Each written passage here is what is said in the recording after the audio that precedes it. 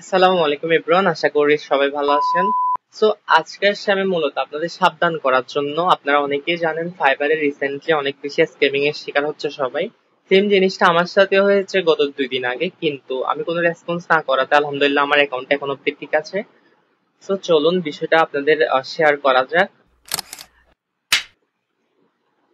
আপনারা আমার স্ক্রিন দেখতে পাচ্ছেন, গত 2 দিন আগে ফাইবার নামে একটা অ্যাকাউন্ট আমাকে টেক্সট করেছিল। সে আমাকে বলেছিল একটা লিংক দিয়ে আমি যেন আমার অ্যাকাউন্টটা ভেরিফাই করি, না হয় ফাইবার থেকে আমার অ্যাকাউন্টটা সাসপেন্ড করে দেওয়া হবে। কিন্তু আমি কোনো ধরনের রেসপন্স করি নাই, কারণ আমি বুঝে গিয়েছিলাম এটা একটা স্ক্যামার। কারণ দেখতে পাচ্ছেন তার অ্যাকাউন্ট নেম ফাইবার এবং ইউজার নেম হচ্ছে জেসমিন আরশিন। সেজন্য আমি তাকে আর কোনো রেসপন্স করি নাই। 2000 years later. এরপর দেখেন এগেইন ফাইবার নামে একটা অ্যাকাউন্ট লাস্ট 34 মিনিট আগে আমাকে এগেইন টেক্সট করে।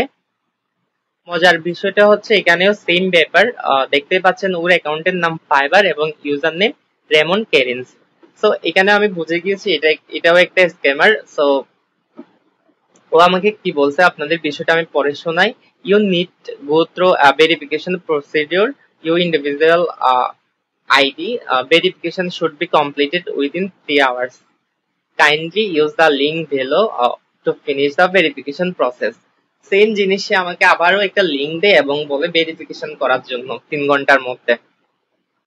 সো এখন যদি আমি এই লিংকটা ক্লিক করি, আমি 100% শিওর তারা আমার অ্যাকাউন্টটা হ্যাক করে নিয়ে যাবে। কারণ আমি জানি ফাইবার থেকে কোনো ইম্পর্টেন্ট নোটিশ বা মেসেজ দিতে হলে তারা অবশ্যই মেইল বক্সে সেই নোটিশ বা মেসেজ গুলা পাঠায়। আপনারা দেখতে পাচ্ছেন আমাকে অলরেডি 2টা ফাইবার নোটিফিকেশন আছে এখানে।